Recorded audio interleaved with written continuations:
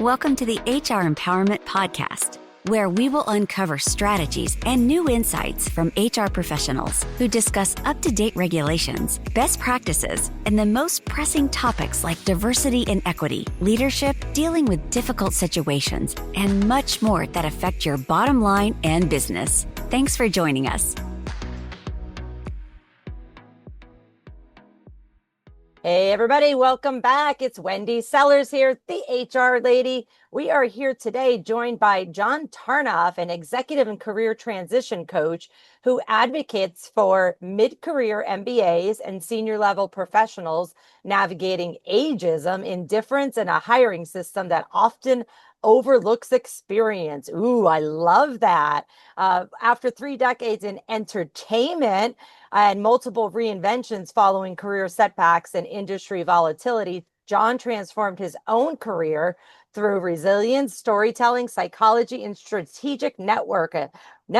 Thank you for your time. Welcome. Well, I love the intro, Wendy. Thank you so much. Great to be here. Hey, tell our listeners about yourself and these reinventions that are mentioned. So as you said, I come out of the entertainment industry and was working here in Los Angeles as a studio executive and film producer, and took a detour into technology in the 90s during the bubble. So I was kind of a curious kid, loved media, kind of an early adopter, shiny new toy kind of guy. And the problem with being in a volatile business is that things change a lot, having nothing to do with you. So what's interesting about the way that's evolved is because people used to say to me, my God, my mom used to say, oh my God, for years, she would say, why can't you keep a job? And I would laugh and I would go, well, you don't understand this business, because so much of what goes on when you're trying to chase the fickle taste of the American public is going to be, not up to you. Administrations change, trends evolve, politics are rampant in this business. So I got used to picking myself up from being fired a lot. And I joke about the fact that this was in my TEDx talk, that over the 30 plus years in entertainment, I got fired 39% of the time.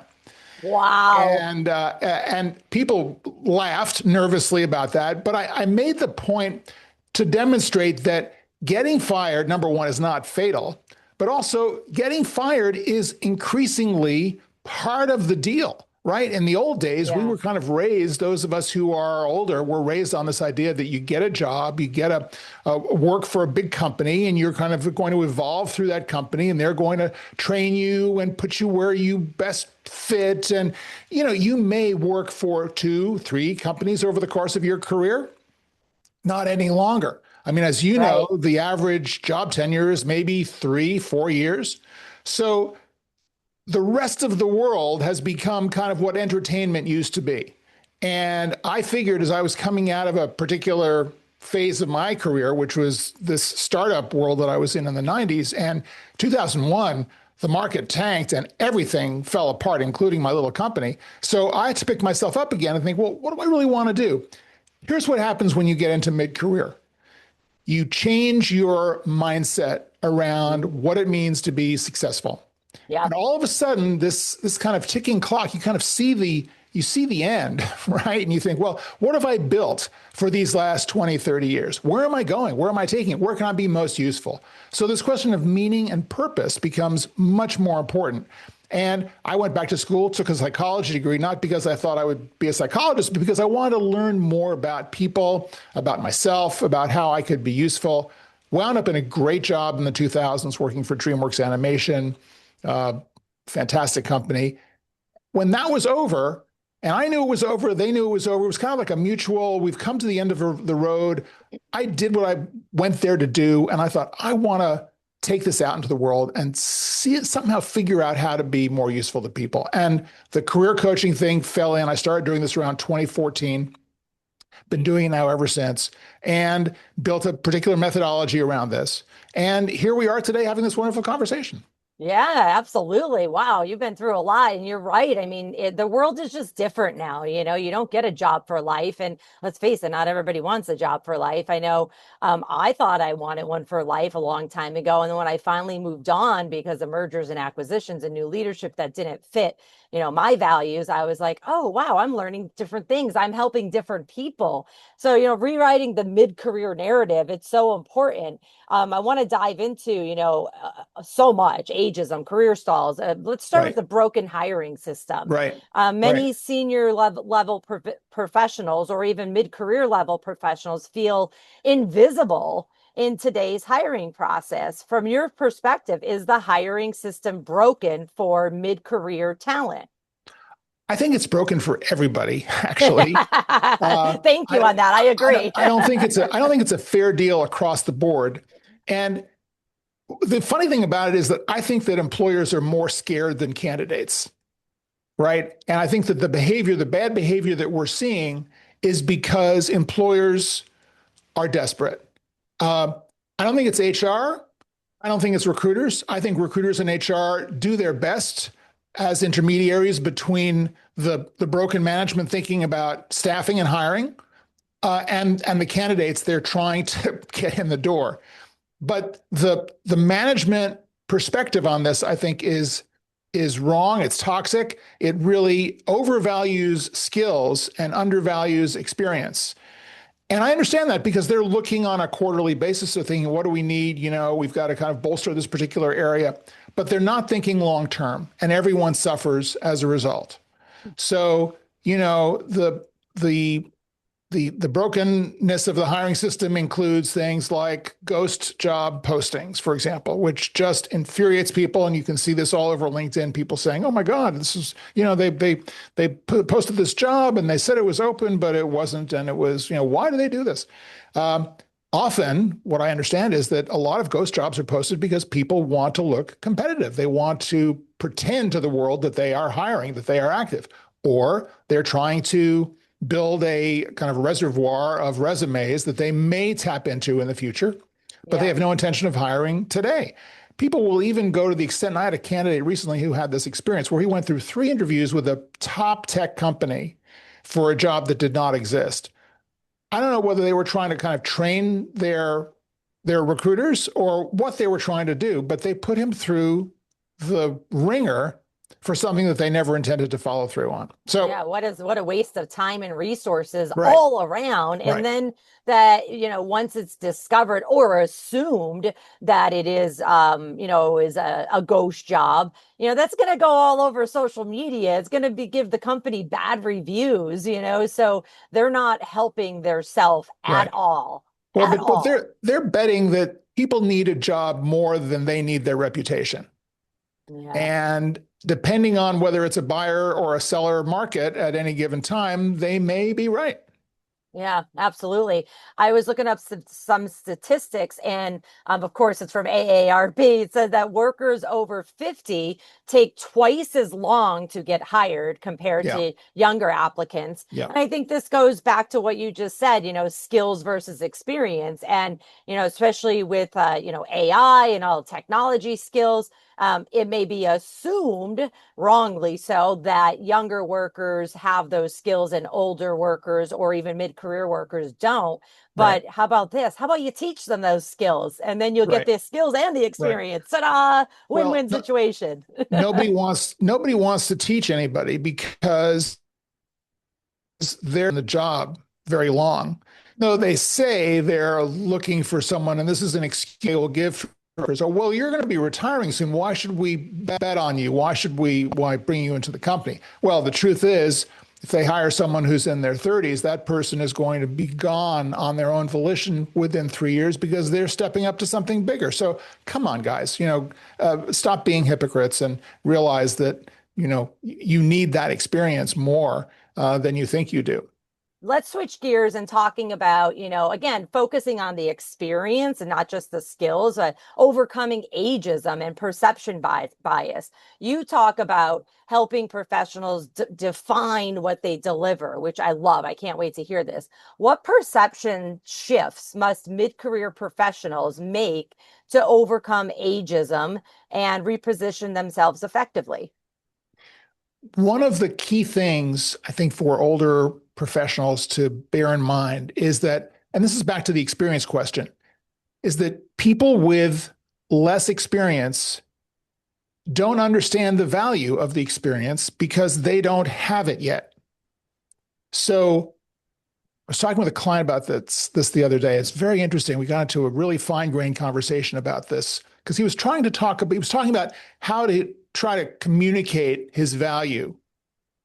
And he was saying, well, when I first started out and I worked on this project, which was a very well-known project, well-known company, we had this problem, and this was broken and we fixed it. And I said, look, you can't talk about that experience that way. You have to bring it up to the present. You have to imagine that the person that you're talking to in this interview, you're the same age as they are. What do you think they know about that deep, dark past period that you're talking about? They're going to know about it from having read about it. So what if you were to shift from being someone who lived that to someone who had also read about it? So instead of talking about it from the personal perspective of, here's what we did back then, is I understand that back then this was going on, and this was the problem people were dealing with in business. And this is how it evolved to the point where we are today. So you take a kind of a historical perspective on your own career. And the goal is not to bring someone back to your experience. It's to share the experience of today, evaluating or researching the past. And then you talk about the solutions from the present day perspective. So bring everything forward. Now, that is not to say that you want to erase your past, right? That you want to hide your graduation dates, that you want to, and this is conventional wisdom that I just hate, only have the last 10 years worth of experience on your resume or on your LinkedIn profile. Hide your graduation dates, blah, blah, blah. Wrong. First of all, if you are hiding your experience, you are putting yourself in the same boat with people who don't have that experience. Right. So you are unfairly dumbing yourself down to curry favor with someone who may not understand what your experience is good for. You should certainly summarize your early experience. I'm not saying include everything about it, but don't hide that you worked 15, 20, 25 years ago in this role, doing these things, gaining this experience. The other thing I would say about this hiding your age thing is that if they're ageist and they don't want to hire you, they're going to find out how old you are. You can't hide, right? There are so many ways that they can find out when you graduated. The fact that they're even asking you this question, which they're not allowed to legally, reveals that this is a concern. Think about it. Do you want to get a job under false pretenses? Right. Do you want to lie about your story and then go into that company and they think that you're younger than you are, and you're going to be hiding for the entire time that you're there? You're going to be listening to ageist jokes at the water cooler or on a Zoom call, and you're just going to be sitting there feeling lousy and holding your tongue. Yeah, and I would like just to remind our listeners, which are mostly HR people, and I know you know this, that we shouldn't be talking about age, because we should be focusing on what John said, skills and experience. And there is a research from Harvard Business Review on age diversity. And it said, I think we all get this, companies with age diverse teams report higher innovation and stronger decision-making performance. So it's not just about the innovation. It's about, okay, now how are we going to make a decision based on these innovations? And it's just so important, especially with what's going on now with technology.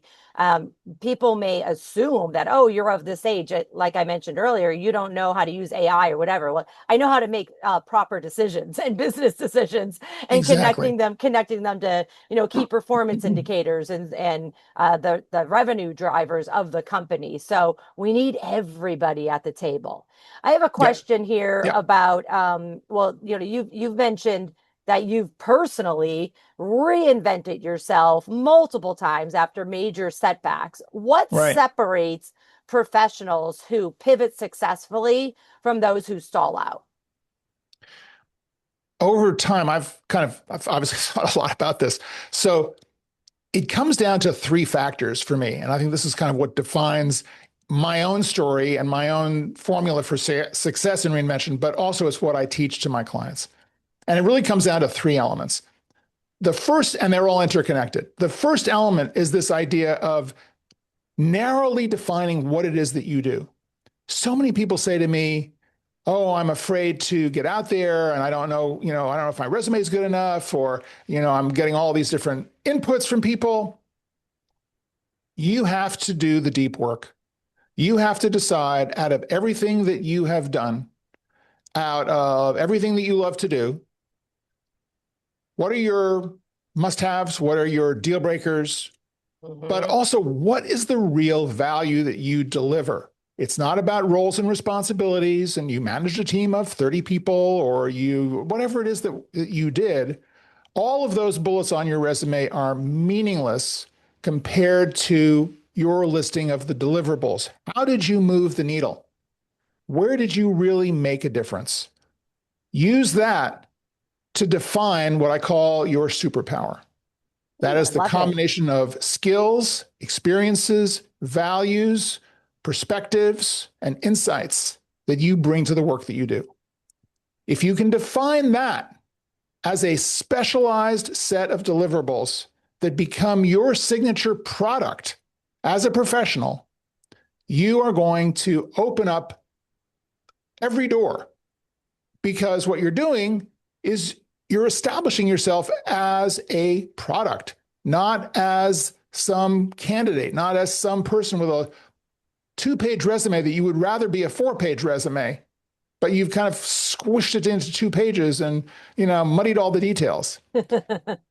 Nobody cares about all of the general tasks and skills and things that you know how to do. They want you to solve one problem, one set of problems. That's what the job is going to be.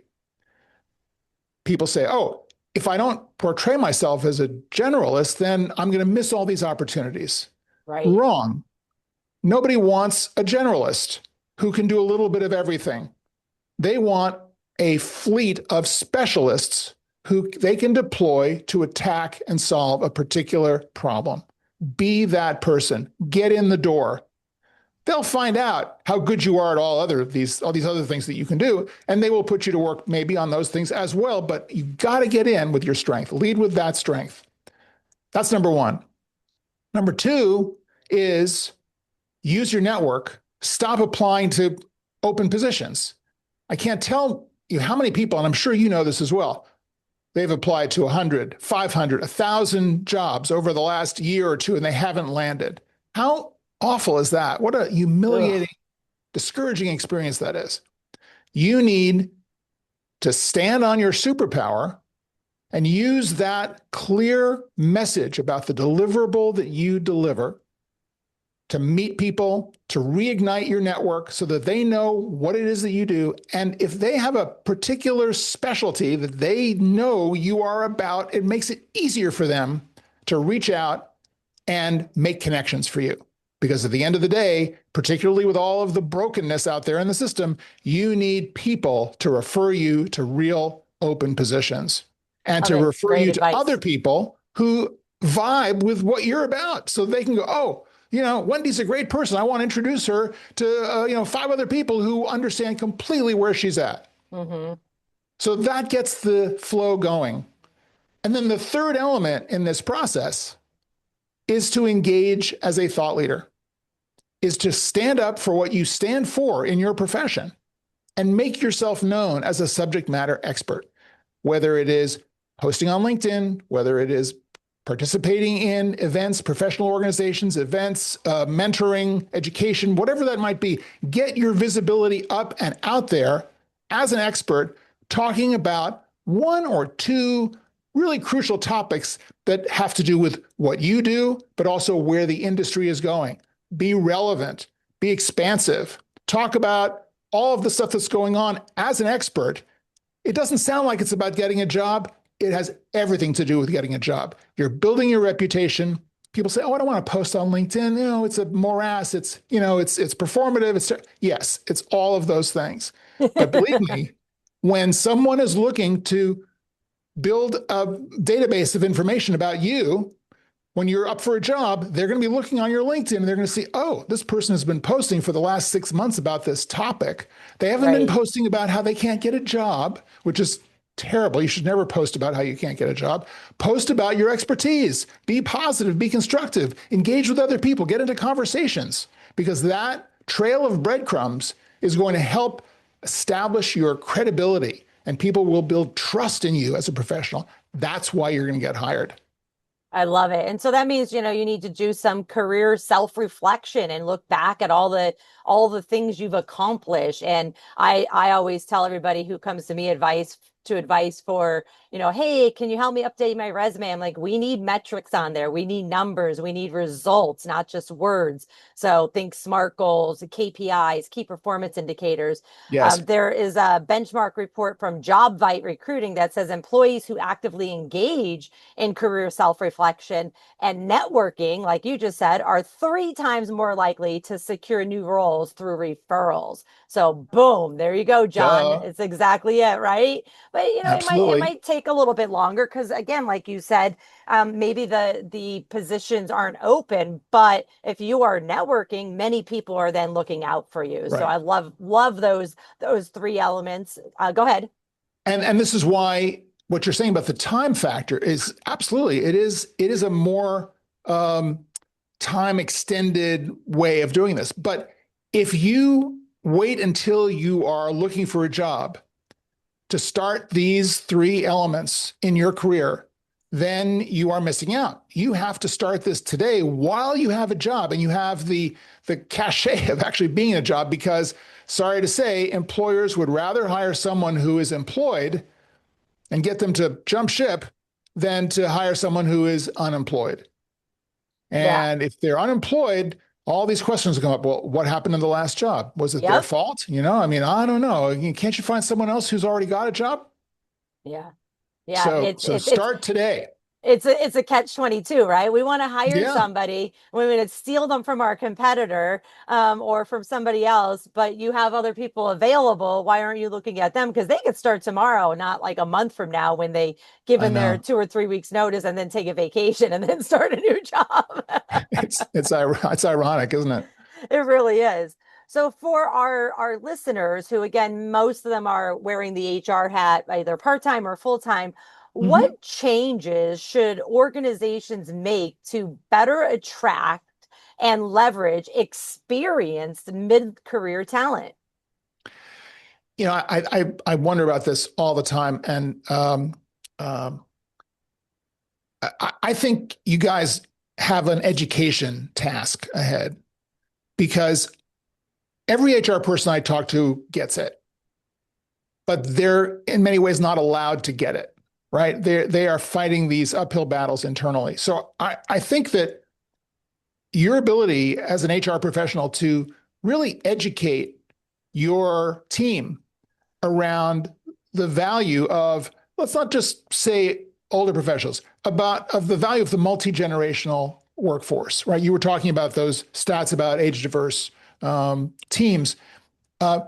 And whatever you can do, I actually have a LinkedIn course on this, which you might, I'll send you the link. You can put it in the show notes, called Managing Multiple Generations, which is really applying tried and true. I know this is kind of out of fashion, but hopefully it'll be back in fashion, DEI procedures to really encourage adding age diversity to the diversity picture. Because I think the stat, I don't know what the stat is today, but when I did the course, the stat was something like, only 8% of diversity programs included age diversity as a diversity factor.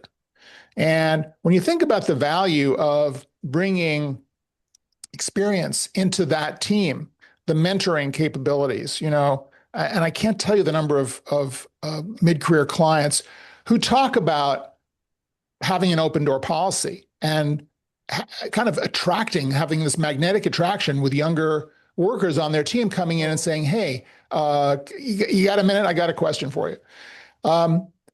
That builds confidence around the team to have someone like that who is available to bring in the level and the value of their experience. But I think there's also an education opportunity that HR has to help train those older professionals whom they hire to engage in a way that is, let's just call it out, more contemporary, where it's more team-based. Used to be one-on-one with your manager and you would kind of work in that silo. Today, you are interdependent with a team of people who will be of all ages. So you want to also educate your older hires about how to better integrate with those newer procedures. And, many of them will take to this very readily because it's not really all that different. It's just applying different kind of jargon and practices. But at the end of the day, you were talking about expertise, decision making, all of these skill sets that are honed from years of just doing it. Those are two areas where I think HR can be really, really helpful. I completely agree. Publicly accessible Deloitte reports often highlight, very high gains, such as 30% higher revenue per employee if you are being diverse. And I want to remind our listeners that age is part of diversity. Experience is part of diversity. I hear so much that people only think diversity is, skin color or gender orientation, but it's so much more. And another statistic was that neuro-inclusive organizations are 75% more likely to see ideas progress from concept to product. And also, talking about decision making, they're also 87% more likely to report better decision making overall. So Amazing. Cognitive diversity is important. I really want to stress that to everybody, that it's not just about, being diverse with what we see, but being diverse with knowledge, skills, abilities, experiences. People have been through recessions. People have been through, mergers and acquisitions, or, the opposite, layoffs as well. So thank you for that. Can I just rant about diversity for a second? Yeah, absolutely. Bring it. I love it. I think I think in fairness, in many quarters we lost track of the purpose of diversity. Yeah. The purpose of diversity was to bring people together in a mix and to really celebrate the value of the mix, right? It was not to isolate people into silos and to kind of get them to compete with one another as to the value of their silo, right? Or the voice or the inclusion of their voice in this sea of silos. So, to the extent that we kind of can go back to this original vision of more points of view contributing to the whole is what we want, as opposed to divisions within the whole and people kind of only hanging out with their diverse niche, taking a contrary voice based on their diverse niche. And this is true in the age field as well. You see reverse ageism, right? You see older people being biased against younger people. So we have to be careful that this is really an exercise in real inclusivity across the board. I love it. Hey, before we wrap up, I hear you have a TED Talks. Yes. What is that on? So that was the kind of the launch of this process. I was actually asked to deliver this TED Talk. The theme of the day was transformation. Okay. And I said to them, I was kind of coming out of my movie business career. And I said, do you want me to talk about the transformation that's occurred in media and entertainment, streaming channels and technology and digital process? And they said, no, you can talk about whatever you want. I said, okay. So this was coming out of the 2008, 2009 recession. And I was reading about the fact that older workers were having a really hard time recovering from the recession. It had kind of eviscerated their 401ks and the value of their homes. And they were thinking, oh, I'm kind of getting into my 50s and 60s and I'm going to still need to work, but where are the jobs, right? How am I going to work in this culture, which really ignores older workers and thinks, well, if you're 55, when are you going to retire? So this was what the talk was about, well, if no one's going to be on the lookout for us, we have to be on the lookout for ourselves. And I came up with what was then a 5-point plan. It's now since gone down to these 3 elements, much simpler. But it was the same idea, kind of based on self-reliance, kind of a stoic approach to a career reinvention. And that's what it's about. And that's where I first talked about the being fired 39% of the time thing. So it's a fun moment. Well, I will make sure that I put the link to that in the podcast notes as well as your information. John Tarnoff, this has been amazing. I love that you are, helping people overcome ageism, indifference, and the broken hiring system. So thank you so much for all of your advice today. And any final words before we say goodbye? Well, Wendy, thank you for the platform, and it's great to meet you and talk to you. And I'd just say that for all of us out here, there's a way forward here into creating a more equitable workforce, which recognizes the value of every age, including older workers, and that we need to really make it a priority, because that, I think, is about our ultimate survival as an economy. 100% agree. Thank you so much. This has been delightful and insightful. I hope everybody else enjoyed it as much as I did. I hope this podcast has been beneficial to you. And thank you and take care. Take care, John. Bye-bye. Thank you for joining the HR Empowerment Podcast, brought to you by Aurora Training Advantage. We hope you've gained new insight and strategies to navigate the HR profession. We look forward to you joining us again on the HR Empowerment Podcast.